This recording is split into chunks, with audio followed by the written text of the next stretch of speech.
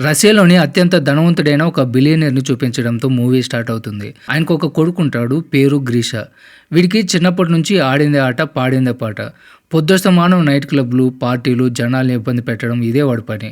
గ్రీషా ఎంతలా తెగబడతాడంటే తన ముందు ఎవడూ పనికిరాడు. తానే ఒక రాజునన్నట్లు బిహేవ్ చేస్తూ ఉంటాడు. ఒకరోజు రాత్రి ఫుల్‌గా తాగేసి ఒక అమ్మాయిని ఏడిపించేసి తన కాస్ట్‌లీ లగ్జరీ కారులో రోడ్డు మీద ర్యాష్‌గా డ్రైవ్ చేస్తూ ఉంటాడు. అది చూసిన ఒక ట్రాఫిక్ పోలీసు కారుని ఆపుతాడు. మామూలుగా అయితే తప్పు ఒప్పుకొని ఫైన్ కట్టాలి కదా! కానీ గ్రీషా కారు ఆపేసి ఆ పోలీస్ మొహం మీద డబ్బులు కట్టలు విసిరేస్తాడు. ఇదిగో డబ్బులు తీసుకో దుబ్బేసేయ్ అన్నట్లు చూస్తాడు. కానీ ఆ పోలీస్ ఆఫీసర్ చాలా సిన్సియర్ అనమాట. లంచం తీసుకోడు సరికదా గ్రీషాని అరెస్ట్ చేయడానికి ట్రై చేస్తాడు. మనోడికి అహంకారం ఎక్కువ కదా. పోలీసు డోర్ పట్టుకుని నిలబడి ఉండగానే కార్ని రైజ్ చేస్తాడు. పాపం ఆ పోలీస్ ఆఫీసర్ రోడ్డు మీద అలాగే ఈడ్చుకుంటూ వెళ్తాడు. చివరికి గ్రీషా నవ్వుకుంటూ వెళ్ళిపోతాడు. కానీ ఆ పోలీస్ మాత్రం చావు బతుకుల్లో హాస్పిటల్ పాలైపోతాడు. సీన్ కట్ చేస్తే పోలీసులు గ్రీషాని అరెస్ట్ చేసి జైల్లో వేస్తారు. విషయం తెలియగానే గ్రీషా వాళ్ళ నాన్న అక్కడికి వస్తాడు. ఆయన ఫ్రెండ్ ఒకడు పెద్ద పోలీస్ ఆఫీసర్ అనమాట. ఆయన గ్రీషా వాళ్ళ నాన్నతో క్లియర్గా చెప్తాడు, చూడు మిత్రమా, నీ కొడుకు చేసింది చిన్న యాక్సిడెంట్ కాదు. ఆ కానిస్టేబుల్ పరిస్థితి చాలా సీరియస్గా ఉంది. వీనిప్పుడు దారిలో పెట్టకపోతే జీవితాంతం జైల్లో చెప్పకూడదు తినాల్సిందే అని వార్నింగ్ ఇస్తాడు. సో తండ్రికి కోపం నశాలను కంటుకుంటుంది. గ్రీషాని లాకప్ నుంచి బయటికి లాగి గట్టిగా అరుస్తాడు. బుద్ధుందా అసలు నీకు అని గట్టిగా నిలదీస్తాడు. కానీ ఇక్కడ ట్విస్ట్ ఏమిటంటే గ్రీషా ఏమాత్రం భయం లేకుండా నాన్న ముందే దర్జాగా సిగరెట్ వెలిగిస్తాడు. ఎందుకంటే వాడి ధీమా ఏంటంటే మా నాన్నకి నేను ఒక్కనే కొడుకుని, సైకాలజీ పరంగా ఆయన నన్ను ఏమి చేయలేడు, మహా అయితే అరుస్తాడు అంతే అని ఒక పొగరు ఉంటుంది. సో ఇక్కడ కొడుకు ప్రవర్తన చూసి ఆ తండ్రికి మొత్తం విషయం అర్థమవుతుంది. వీడికి మామూలుగా చెప్తే వినడు, ఏదో ఒకటి గట్టిగా చేయాలి అని డిసైడ్ అయిపోతాడు. సో అక్కడ నుంచి చాలా విసుగ్గా వెళ్ళిపోతాడు. కొడుకుని ఎలా మార్చాలా అని ఆలోచిస్తూ తన ఫ్రెండ్ అయిన అనస్థియా దగ్గరికి వెళ్తాడు. ఈమె ఒక టీవీ ప్రొడ్యూసర్. గ్రీషాను మార్చడానికి ఈమె ఒక విచిత్రమైన ఐడియా ఇస్తుంది. వీళ్ళిద్దరూ కలిసి ఆమె ఫ్రెండ్ అయినటువంటి ఒక తేడా డాక్టర్ దగ్గరికి వెళ్తారు. ఈ డాక్టర్ స్పెషాలిటీ ఏమిటంటే set designing, horror movies, psychological ప్రయోగాల ద్వారా మనుషులని మారుస్తూ ఉంటాడు. గ్రీషా వాళ్ళ నాన్న ఆ ఫ్రెండ్ కలిసి మన ప్లాన్ మాస్టర్ మైండ్ అయిన సైకాలజిస్ట్ లీవ్ దగ్గరికి వెళ్తారు. లోపలికి వెళ్ళి చూస్తే చాలా దారుణంగా ఉంటుంది. ఆ సైకాలజిస్టు లీవ్ ఇంట్లో ఉరి వేసుకుని చనిపోయినట్లు వేలాడుతూ ఉంటాడు. ఇది చూసి గ్రీషా వాళ్ళ నాన్నకి గుండె ఆగిపోయినంత పని అయిపోతుంది. కానీ ఇక్కడ ఒక ట్విస్ట్ ఏమిటంటే అదంతా జస్ట్ సెటప్ మాత్రమే. లీవ్ బ్రతికే ఉంటాడు. అంతేకాదు తన చేతి వేలిని కట్ చేసి చూపిస్తాడు. రక్తం కారుతూ ఉంటుంది. తీరా చూస్తే అది కూడా ఫేకే. ఇలా సెట్టింగ్లు వేయడంలో, మనుషుల్ని భ్రమ పెట్టడంలో తన తోపని ప్రాక్టికల్గా ప్రూవ్ చేస్తాడు. ఇది చూసి గ్రీషా వాళ్ళ నాన్న ఇంప్రెస్ అయిపోతాడు. నా కొడుకుని మార్చే బాధ్యత నీదే అని చెప్పి సైకాలజిస్ట్ చేతిలో పెడతాడు. సో ఇప్పటి నుంచి అసలైన ఆపరేషన్ స్టార్ట్ అయిపోతుంది. ఒకరోజు రాత్రి గ్రీషా ఫుల్గా పార్టీ చేసుకుని క్లబ్ నుంచి బయటకు వస్తాడు.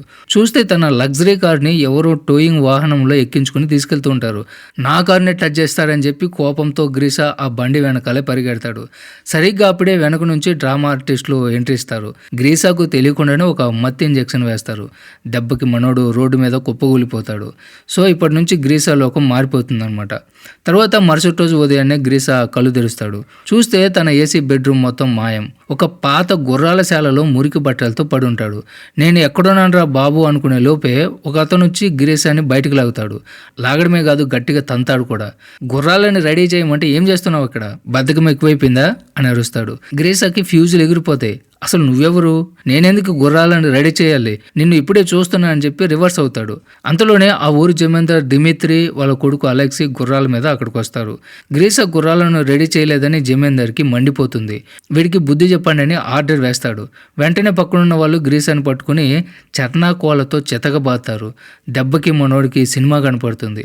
ఆ జమీందారు ఒక వార్నింగ్ ఇస్తాడు. నేను టీ దాగి వచ్చేలోపు నా గుర్రం రెడీగా ఉండాలి, లేకపోతే చర్మం ఒలి చేస్తాను అని చెప్పి వెళ్ళిపోతాడు. ఇక్కడ గ్రీషాకి అసలు అర్థం కాదు. ఏంటిది, ఏదైనా ఫ్రాంక్ షోనా, నాకు ఫోన్ ఇవ్వండి మా డాడీకి చెప్తే మీ అంతు చూస్తాడు అని గట్టిగా అరుస్తాడు. అక్కడ ఉన్న పనివాడు మాత్రం ఫోనా, అదేంటి, మాకేం తెలియదు బాబు, ముందు గుర్రం పని చూడు లేకపోతే మళ్ళీ దెబ్బలు పడతాయి అని అమాయకంగా నటిస్తాడు. ఇంకా లాభం లేదని చెప్పి గ్రీషా అక్కడి నుంచి పారిపోవడం స్టార్ట్ చేస్తారు. పోలీస్ పోలీస్ అని అరుస్తూ ఊరంతా పరిగెడతాడు. కానీ ఎటు చూసిన పాతకాలపు ఇల్లు, గుర్రపు బండ్లు, వింత మనుషులు. ఒక్క కారు కానీ కరెంటు స్తంభం కానీ కనిపించదు. గ్రీషాకి డౌట్ వచ్చేస్తుంది. తను టైం ట్రావెల్ చేసి 19వ శతాబ్దంలోకి వచ్చేసానేమో అని భయపడతాడు. ఎంత పరిగెత్తినా లాభం ఉండదు. చివరికి గ్రామస్తులు గ్రీసాని పట్టేసుకుంటారు. పారిపోవడానికి ట్రై చేసినందుకు శిక్షగా నడి రోడ్డు మీద ఉరి తీయడానికి రెడీ చేస్తారు. ఉచ్చు మెడలో పడిపోతుంది. గ్రీసా భయంతో వణికిపోతూ ఉంటాడు. ఇంకా నా పని అయిపోయింది అనుకుంటాడు. కరెక్ట్గా ఉరి తీసే టైంకి జమీందారు కూతురు ఆగ్లయ ఎంట్రీ ఇస్తుంది. డాడీ, ఈరోజు నా పుట్టినరోజు, ఈ శుభదినం నాడు ఎవరిని చంపొద్దు, ప్లీజ్ వదిలేయండి అని రిక్వెస్ట్ చేస్తుంది. కూతురు మాట కాదనలేక జమీందారు గ్రీసాని వదిలేస్తాడు. అమ్మయ్య, బ్రతికిపోయాను రా బాబు అని గ్రీసా ఊపిరి పీల్చుకుంటాడు. కానీ ఇక్కడే ఒక పక్షి ఆకాశం నుంచి ఇదంతా గమనిస్తూ ఉంటుంది. ఆ పక్షి ఎగురుకుంటూ ఊరు బయట ఉన్న ఒక బిల్డింగ్లోకి వెళ్తుంది. అక్కడ చూస్తే మనకు మైండ్ బ్లాక్ అయ్యే ట్విస్ట్ ఒకటి రివీల్ అవుతుంది. అదే నిజమైన పక్షి కాదు, బర్డ్ షేప్లో ఉన్న ఒక డ్రోన్ కెమెరా. అంటే ఇదంతా టైం ట్రావెల్ కాదు, గ్రీసా వాళ్ళ నాన్న కోట్లు ఖర్చు పెట్టి వేయించిన ఒక భారీ సెట్టింగ్. టీవీ ప్రొడ్యూసర్ అనస్థియా, ఆ సైకాలజిస్ట్ లీవ్ కలిసి గ్రీసాని మార్చడానికి ఆడుతున్న ఒక పెద్ద రియాలిటీ షో ఇది. ఆ ఊర్లో ఉన్న వాళ్ళంతా కూడా 19వ శతాబ్దపు మనుషులు కాదు, అందరూ పెయిడ్ ఆర్టిస్టులే. ఊరంతా సీసీ కెమెరాలు, చెట్లలో మైక్రోఫోన్లు దాచిపెడతారు. కంట్రోల్ రూమ్ నుంచి ఆ ఆర్టిస్టుల చెవిలో ఉన్న ఇయర్ పీస్ ద్వారా ఎప్పుడు నవ్వాలి, ఎప్పుడు కొట్టాలి అని ఇన్స్ట్రక్షన్స్ ఇస్తూ ఉంటారు.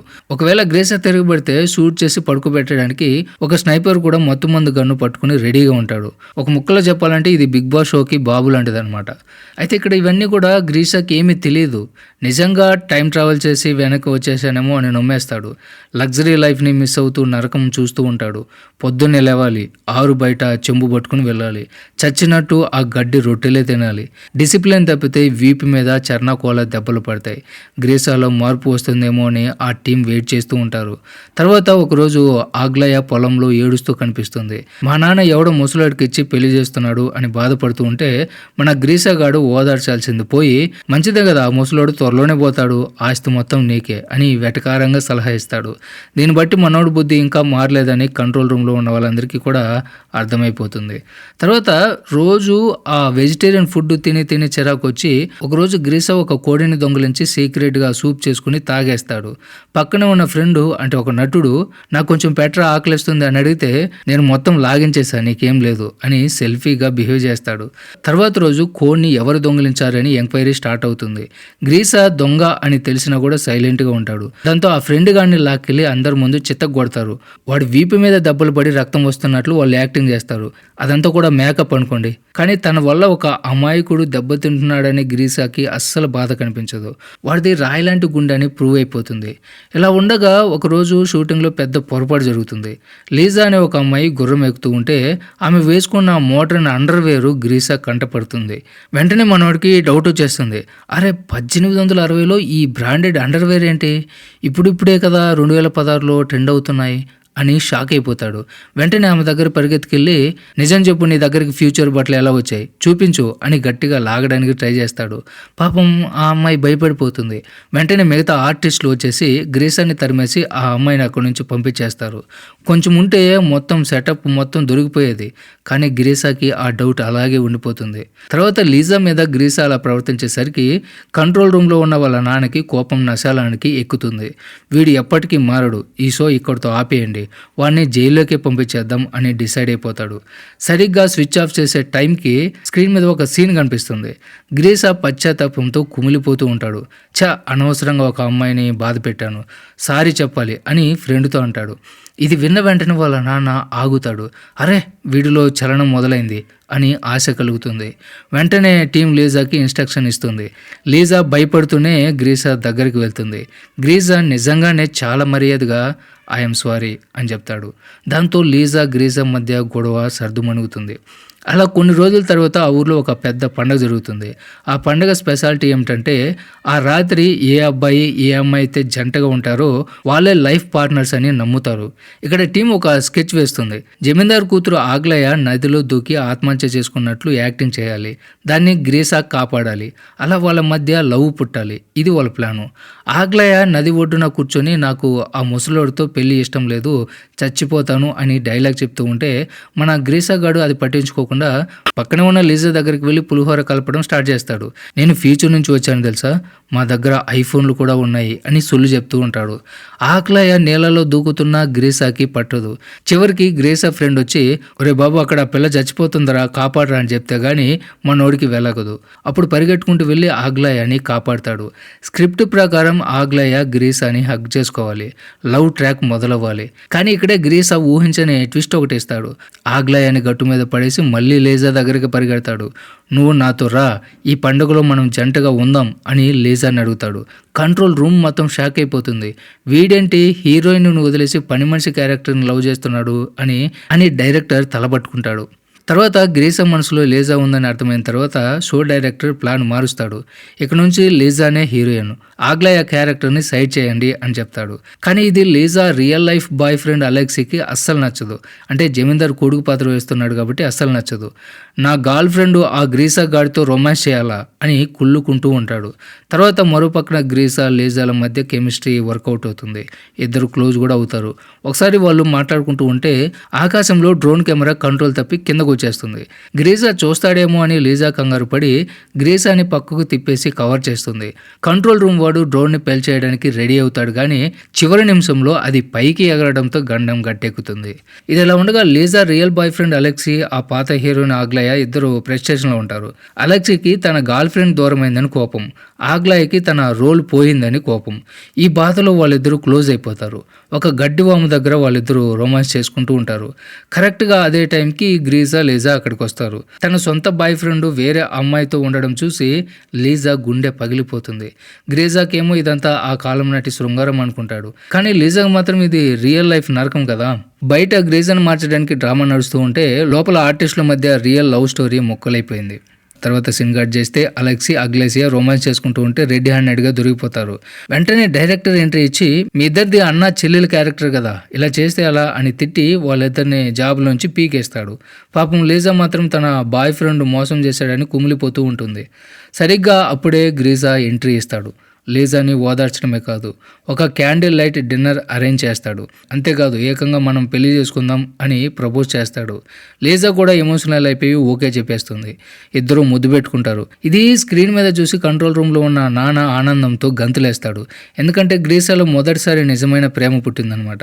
కానీ ఇక్కడ ఒక ట్విస్ట్, జాబ్ పోయినా కూడా ఆగ్లయ కోపంతో ఒక టీవీ ఛానల్కి వెళ్ళి బిలియనర్ కొడుకు గ్రీసా కిడ్నాప్ అయిపోయాడు, వాడిని అడవిలో చిత్రహింసలు పెడుతున్నారని బ్రేకింగ్ న్యూస్ వస్తుంది. సో పోలీసులు వెంటనే అలర్ట్ అయిపోతారు. ఇన్వెస్టిగేషన్ స్టార్ట్ అయిపోతుంది. ఇది తెలిసి గ్రీసా వాళ్ళ నాన్నకి టెన్షన్ మొదలైపోతుంది. సో ఆపేద్దాం, ప్యాకప్ చెప్పేయండి అంటాడు. కానీ ఆ పిచ్చి డైరెక్టర్ మాత్రం ఒప్పుకోడు. పోలీసులు చెలుపు ఒక సాలిడ్ క్లైమాక్స్ ప్లాన్ చేద్దాం, అదే మంగోల్స్ దాడి, అంటే బందిపోట్ల దాడి అని ఫిక్స్ చేస్తాడు. గ్రీసాని ఎలాగైనా హీరోయిన్ చేసి బయటికి పంపాలనేది వాడి ప్లాను.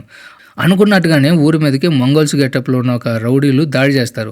ఒక అమ్మాయిని ఎత్తుకోబోతూ ఉంటే వాళ్ళ నాన్న అడ్డుపడి చనిపోయినట్లు డ్రామా ఆడతాడు. ఆ తర్వాత వాళ్ళు లీజాని టార్గెట్ చేస్తారు.